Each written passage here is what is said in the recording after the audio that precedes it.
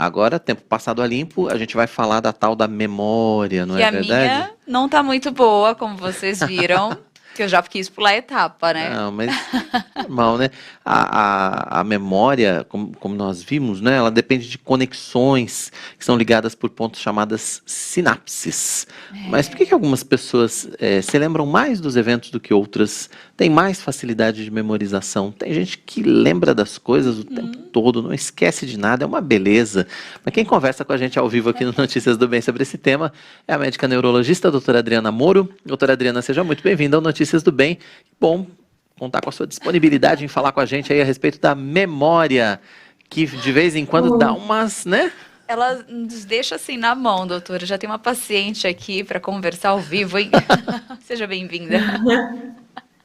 Ah, que bom. Obrigada, Tainá, Roberto, bom dia. Obrigada pelo convite por estar aqui. É sempre muito bom falar de um tema que eu gosto bastante. Verdade. Bom, começando do começo, doutora, como é que funciona a formação das memórias? Como é que funciona no nosso cérebro essa coisa da gente lembrar de eventos e lembrar de lições, enfim, de textos? Como é que funciona tudo isso no nosso cérebro? Essa organização, né? Então, é bem, o processo é mais ou menos esse como você comentou, né? Então, são sinapses que acontecem entre os neurônios, que são conexões. Então, os nossos neurônios, eles são, sempre vai ter um neurônio, ele se conecta com o outro e a informação, ela é transmitida através dali, né? De um neurônio para o outro, ele vai continuamente sendo transmitido. E a gente tem diferentes regiões do nosso cérebro que coordenam a memória, porque nós temos diferentes tipos de memórias também, né? Então, a gente tem, por exemplo, a memória de curto prazo, que é aquela que, né, que retém a informação por um período mais curto, né, por menos tempo. Então, essa memória de curto prazo, ela pode ser uma memória imediata, que é aquela que retém logo que a gente recebe a informação, né? Ah, grava tal número de telefone para mim. E aí a gente retém essa informação. O nome de uma pessoa, né, que a gente acaba de conhecer, a gente retém nessa memória imediata. A gente tem uma memória de trabalho também, então ela é um pouquinho mais complexa, né? A gente mantém, então, essa memória por mais tempo e a gente vai utilizar ela, vai processar a memória em diferentes tarefas. Então, quando a gente vai fazer uma tarefa que é diferente, a gente já puxa essa memória de trabalho. Então, por exemplo, assim, a gente vai fazer, ou mesmo no dia a dia, vou fazer alguma conta, alguma coisa assim, ou a gente eu tenho que armazenar algum número mais complexo, então é uma atividade um pouquinho já mais complexa. E aí a gente tem aquela memória de longo prazo, que é aquela efetivamente que são aquelas recordações, às vezes lá do passado, né, que aconteceu episódios do passado, né, coisas da nossa vida mesmo, ela fica guardada ali nessa memória de longo prazo. E aí dentro da memória de longo prazo, a gente tem também diferentes tipos de memória de longo prazo, que a gente vai puxando essas informações, a gente vai resgatando conforme a gente quer ou conforme a gente precisa, né? E isso tudo, quando a gente fala em memória, então a gente tem todas essas regiões do cérebro que estão envolvidas e as regiões envolvidas também, elas, desde a parte de regiões do cérebro que envolvem a nossa emoção, estão envolvidas no processo de memória, que envolvem a nossa atenção, a nossa capacidade de executar tarefas, também está envolvido nesse processo de memória. Então, por isso que às vezes a gente tem uma lembrança, por exemplo, um determinado cheiro, um determinado gosto, me puxa uma memória lá da infância. Isso tem um valor afetivo, porque isso tudo está interligado, desde a parte ali do emocional, do afeto, com a memória sensorial, vamos dizer assim, olfativa em si, né? Então, são diferentes tipos de memória que a gente tem e que está tudo interligado, é tudo através de conexões entre os neurônios. Então, quando a gente fala em memória em si, se for um ponto específico do cérebro que coordena a memória, é o hipocampo. Então, o hipocampo é uma região importante ele é responsável pela memória em si, sem fazer, né? Mas aí ele se conecta com todas essas outras regiões, né, que eu comentei, que vão ser responsáveis pela atenção, pelos sentimentos, isso tudo. Muito bom. Bem, pelo que deu para entender, assim, cada um tem um perfil e um jeito de trabalhar a memória, de trazer a lembrança e de se desenvolver, né? É mais ou menos isso. Agora, tem uma questão que eu gostaria de saber se isso é real. Quando a gente volta alguns tempos atrás, né, os mais velhos, eles têm uma memória que eu falo um pouco mais, uma memória legal, lembram de coisas, tem uma memória mais ativa, não sei. Mas quando a gente pega os jovens de hoje em dia, que a gente fala, vocês são novos, tinha que ter uma memória mais ativa. Mas nós temos muitas informações, eles são bombardeados de informações o tempo todo, é no YouTube, é no celular, nas redes sociais. Esse bombardeio de informações influenciam na capacidade de memorização, de guardar todas essas informações? Isso dificulta um pouco o campo de armazenamento, de guardar memórias, ou não? Não tem essa relação?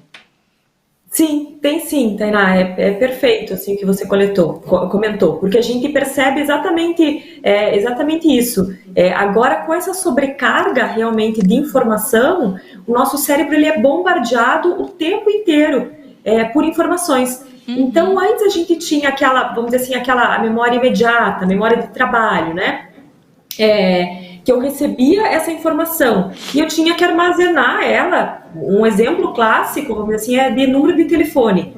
A gente tinha sempre, uma coisa que a gente costumava guardar sempre na cabeça, perguntar o número de quem? Fulano. A gente resgatava essa memória e ligava. Né? Agora a gente não, vamos dizer assim, a gente não se preocupa mais com isso, a gente guarda esse espaçozinho da memória para colocar outras coisas, né? E é muita informação, porque o tempo inteiro, se a gente for ver, a gente não para de receber informação o tempo inteiro. E isso acaba, né, vai estar ocupando, vamos dizer assim, espaço aí na memória. Então, tem essa questão mesmo, né, da quantidade de informação que a gente recebe e do quanto a gente é capaz realmente de absorver, principalmente nessa memória ali de curto prazo, nessa memória operacional, né, que é o que a gente absorve e já, né, meio que num relance eu coloco em prática. E às vezes a gente não absorve, a gente filtra, né, na verdade, eu vou filtrar o que eu vou guardar, porque é impossível a gente guardar tudo, né? Então eu vou filtrar. Isso não vou, isso não, eu posso resgatar de outra forma, né? Eu posso procurar no Google, por exemplo. E aí a gente também não armazena, então ela não sedimenta. É bem isso. E tem a questão da atenção também, né? Porque para a gente guardar alguma coisa assim na memória, eu tenho que prestar atenção naquilo que eu estou fazendo. Então eu estou lendo um livro, por exemplo, estou estudando uma literatura. Eu estou estudando, eu tenho que focar a minha atenção para que essa memória ela seja armazenada, porque o que eu estou lendo, ele se sedimente. Por conta da gente estar sempre conectado, a nossa atenção tem deixado a desejar muito, né? Porque quantas vezes a gente está lendo, está estudando, mas está com o celular aqui do lado, está com o computador na frente e está fazendo várias coisas ao mesmo tempo. Então, a nossa atenção não está 100% naquilo que em uma tarefa só. E aí a gente não consegue realmente armazenar e sedimentar da melhor maneira possível, né? Tá certo agora. Vai lá, Tainá. Só aproveitando essas informações, né, dadas, quando que a gente pode dizer que eu tenho uma memória ruim ou eu tenho uma falta de atenção, ou, né, levando essa consideração, porque às vezes a gente tem aquele hábito de dizer, minha memória é péssima, mas na verdade a memória talvez não seja tão ruim assim, né? Não seja tão ruim assim, eu só não estou dando atenção devida o suficiente para as atividades, ou eu esteja executando mais coisas ao mesmo tempo. Cabe essa observação? Cabe a pessoa ficar atenta a isso, doutora? Sim. A gente até tem, vamos dizer assim, em consultório, a gente pode aplicar testes específicos que vai mensurar cada área. Então, tem testes que são próprios para atenção, outros para memória de curto prazo, outros para memória de longo prazo. Então, através da avaliação, a gente consegue mensurar isso tudo. Mas uma dica simples realmente é observar no dia a dia. Então, observar, às vezes, né, alguém vem, familiar relata, porque, ou eu tô vindo, eu tô esquecida porque meus filhos falam que eu fico repetindo pergunta, ou às vezes eu esqueço as tarefas dentro de casa, tá, mas o que você estava fazendo naquele momento, né? Tava de fato, né, dedicando 100% da tua atenção. Então acho que uma dica simples é tentar reparar no dia a dia, né? Eu não consigo absorver, por exemplo, eu leio e uma hora depois eu já não lembro mais o que eu li. Tá, mas você parou para ler, sem celular, né, televisão desligada, tá focando ali? Então, acho que é tentar perceber isso mesmo, né? O quanto que a gente está focando a atenção na tarefa que nós estamos fazendo. Certo. E aí, né, nisso a gente vai, com isso a gente já consegue afastar várias coisas e consegue daí melhorar também, né? Agora, doutora, a gente sabe que a memória funciona de maneira diferente para cada um de nós, né? Existem exercícios ou existe uma prática regular que possa fazer com que a gente melhore, além dessa coisa da atenção, essas dicas que a senhora já deu, mas existem exercícios práticos que a gente possa fazer para melhorar a nossa capacidade de memorização? Sim, tem bastante coisa que a gente leva em consideração, né? Então, acho que uma dessas primeiras realmente é essa questão da atenção, e aí que tem pessoas que absorvem a informação diferente, né? Tem gente que tem uma memória mais visual, tem gente que tem uma memória que é mais escrita, então eu tenho que estar estudando e escrevendo ao mesmo tempo. Não, mas eu memorizo melhor se eu estou assistindo uma aula, por exemplo. Então, cada pessoa vai, né? E acho que cada um vai se conhecer melhor para ver como que consegue memorizar. Vou usar sempre um bloquinho de notas, né? Ou mesmo você tem um bloco de notas no celular para tomar nota do que vai fazer, ajuda bastante. Então, são dicas do dia a dia, né? Mas coisas importantes que a gente precisa levar em consideração quando a gente está falando de memória. Isso aqui é fundamental. E que muitas pessoas, às vezes, desconhecem e tem muito, né, pequenos falhas nesse sentido, assim, em cuidados com a saúde. É a questão do sono, porque o nosso sono é super importante para a gente armazenar a memória.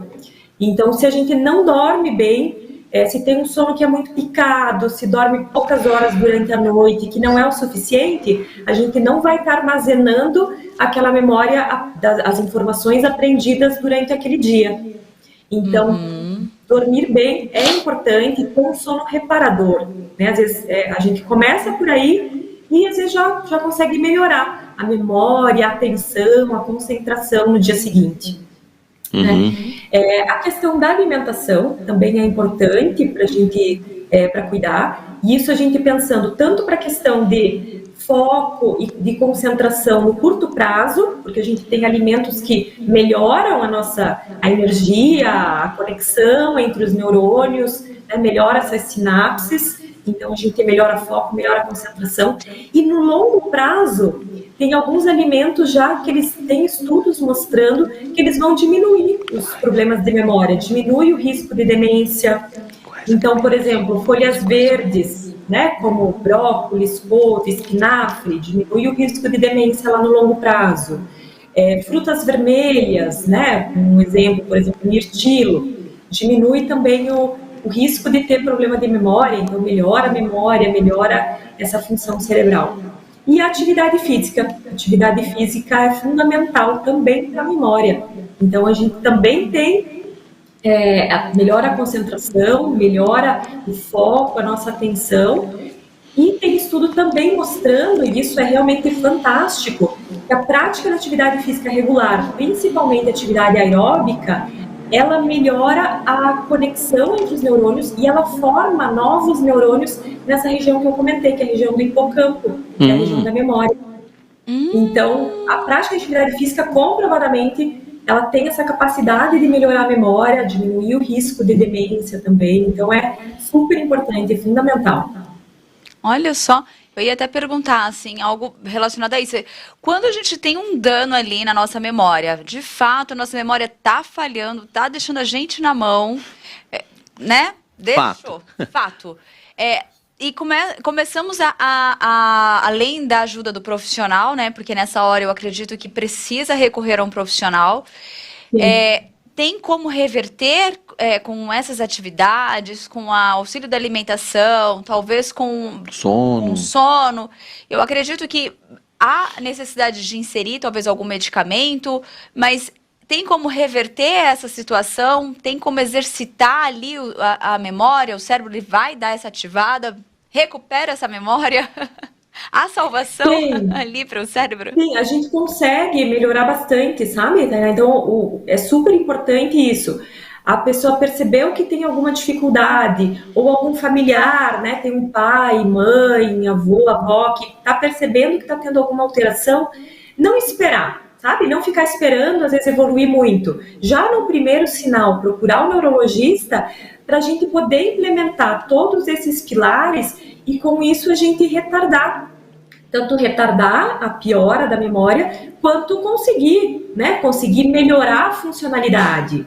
Então, quando a gente fala em tratamento, hoje em dia as pessoas logo pensam em remédio, em medicação, mas tem muito além que pode ser feito para poder melhorar. Então, acho que sempre, né, e o quanto antes melhor, né? Quanto antes procurar um neurologista que faça, realmente tem uma alteração, e a gente consiga tratar, né, a pessoa como um todo. Às vezes é uma pequena...